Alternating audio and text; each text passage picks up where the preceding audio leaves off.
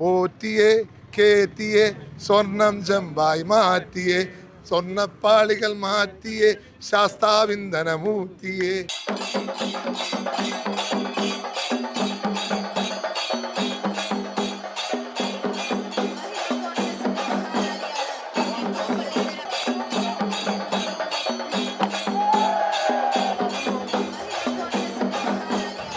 We are here in Pudupalli in the Kottayam district of Kerala. This has been a stronghold of the UDF.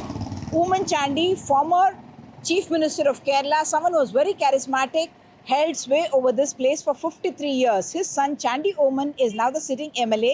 But what is unique is that he's running a green campaign. So while you see posters, flexis of other leaders, whether the NDA or the LDF here, what you will realize is that Chandy Oman has not put up any posters. So there is no screaming, high decibel from motorized convoys or even flexis, plastic kind of banners, nothing used here to ensure that this is in fact a green campaign, and in fact goes around in a bicycle doing his campaigning. Mohammad Azharuddin has come here to Pudupalli to support Chandy Oman. First of all, a very green campaign, and you and Chandy Oman actually had a game of cricket as well. That's right, it was very interesting, but I have not played for a long time. So I think this is the second time I'm playing here cricket in this campaign. So I was very happy to play cricket with him. And I think, first of all, it's a very humbling experience for me to go and visit the grave of his father, Oman sir. And I think it's a very humbling experience. I think he's a great man, great personality, and his son is doing very well. I think I'm always there for that green revolution, because I think they have no posters here, but I'm always against posters being put, because it's waste of time. Because hardly there for 10-15 minutes environment, and 10-15 days, and then it's just it's a waste of time. So I think it's a very good campaign. It looks like that he's going to win with a thumping majority, but at the same time, we cannot take things lightly. And then Congress has been doing well. I think under the Both Telangana and Karnataka are showcased here in Kerala. Yes, we have done very well in Karnataka and Telangana also. All the guarantees, have been implemented. Most of the guarantees are implemented, and hopefully, whatever the guarantees we have, the manifesto is there in Kerala. So I think I'm sure if the UDF government comes, inshallah, they will definitely be fulfilled, and I think the people will feel a sea change, because I think LDF has been it's been 10 years now. I think they haven't done much. The people are also fed up. People, wherever I go, people don't want LDF to come, although they have got the big posters of the respected Chief Minister, but I don't think they will win. That is, exactly what people are saying wherever I go. The UDF has depended a lot on the Christian and Muslim vote, but there is an attempt now to even divide the two minorities, isn't it, in Kerala? I don't think they should get divided, because the moment you get divided, it becomes very difficult, for the people of Kerala. Because everything has to get united, because you need a secular government, you really need a government who's thinking forward. You don't doing more innovations like our Chief Minister. I have the highest regard for Revanth Reddy Saab, our Chief Minister. I think his innovation has been very, very innovative, and being a Chief Minister, then he's bringing a change. Chandy Oman is proving to be a new age leader, starting a new way of campaigning. Would you, as somebody who is a minister in Telangana as well, support this thing that let us not use plastics, PVCs in campaigns? Definitely, it's always a part of the job, because you have to do that. And otherwise, if you don't do that, it's going to be like that. And unless we start somewhere, we have to start along. So I think he's done a very good job. He's started the campaign. So I'm very happy for him. I wish him the best. We are here in Pudupalli, that is bastion of the UDF, and this is where Mr. Oomen Chandy, charismatic former Chief Minister of Kerala, has always been here, the MLA for 53 years, and I have with me Chandy Oman, who is of course a UDF candidate and someone who is a new age politician, starting something that is called green campaigning. As you can see, he's in a bicycle, and this is how he has been campaigning. Your day starts early and you've been campaigning on a bicycle, not using motorized vehicles to that extent. I'm not saying I have fully used it, but morning campaigns have been like this. I started 6. So what I was initially thinking of buying a motorcycle or a gearless one. Then I understood this will be much better. It gives me exercise also, and I don't need anyone's help, and I don't use petrol, diesel. It runs on battery. So if I want to have, I want to use it as a scooter, I can use it like that. When I want to use it as a cycle, I can use like that. And I can meet people more personally. It gives me access to people more personally. So I had an experience. I met with somebody in a neighboring panchayat. I spoke to them, and he converted his mind. He was a communist man. He said to my friend in that panchayat, he will vote for me because I met him like this. So this is more The common man, symbol of a common man. symbol of common man.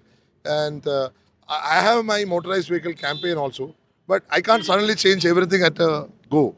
Main idea is to support people with houses. I have been doing a house campaign for last 2.5 years. I built almost 50 houses. Going to build 200 more houses, out of which 25 I have laid the foundation stone for. So I want to finance my campaign of that for that. So I did away with banners, posters, flexes. That's why we don't see anywhere here. Though You- people all say that you're probably a sure shot winner, but we don't see your face anywhere. No, I have not put up my flexes, posters, or banners. I've told them very specifically, and wherever I've seen such, I have removed it. So that's a very conscious decision. Would you say that you would actually say there should be legislation so that you don't use PVC, single-use plastic, possibly in elections? That's a beginning at least, isn't it? I will not go to that extent, but it's up to each person. Here, this constituency, it helps me to finance my projects. I have got a goal, so it's a big goal. It's from my experience of building 48 houses. I found if I have to build 200 more, it will be more difficult. So I have to find my own source. So this is the way of less projection, more of society. Your father was so loved and charismatic. How is Chandy Oman different from Oman Chandy? I can never be him. I can never be him. He was such a patient man. He used to work 20 hours, 21 hours. He didn't need to sleep only. So he could do away with all kinds of luxuries in life.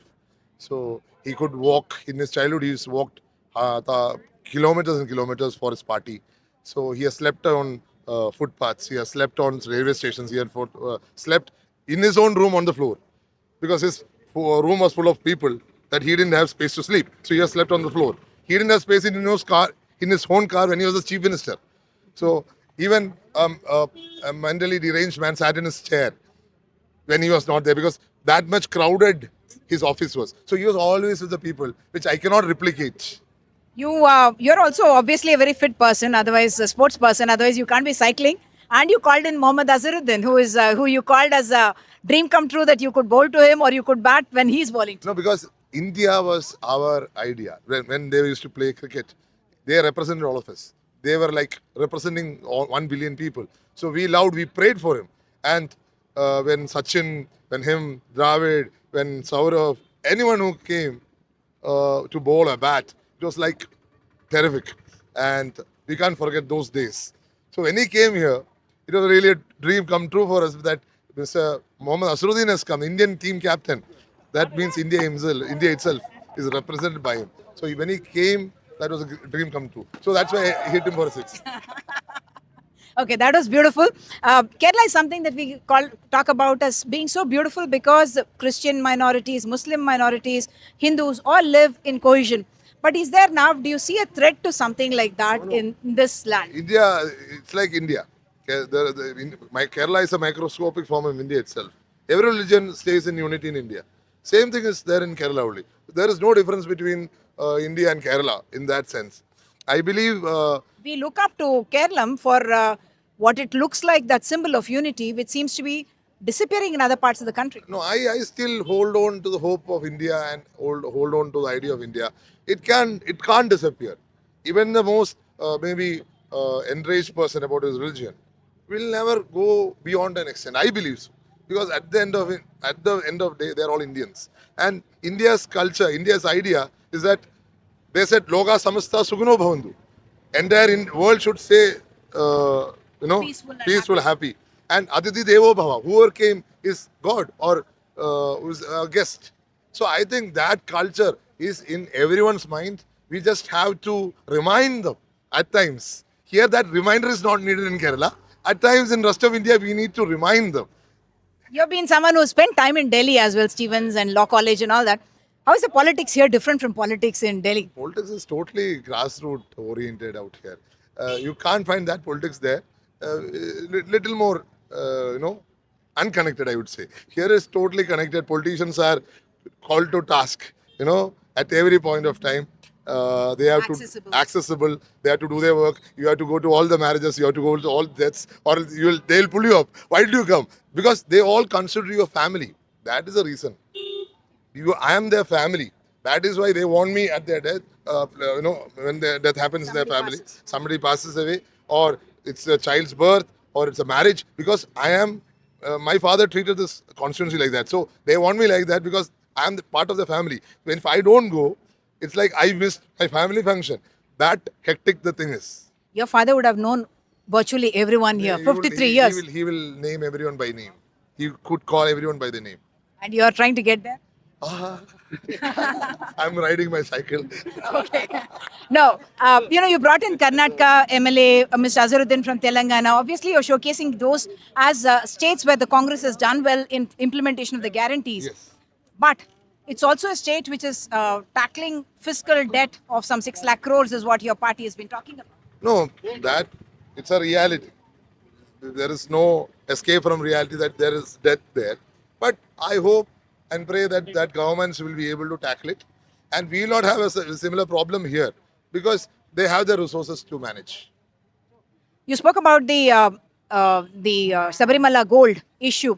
Is that something that is having resonance now? Obviously, there is a big community, or everyone. In fact, it is not even that only Hindus are feeling bad about it. Everyone identifies with that temple. I am a Christian.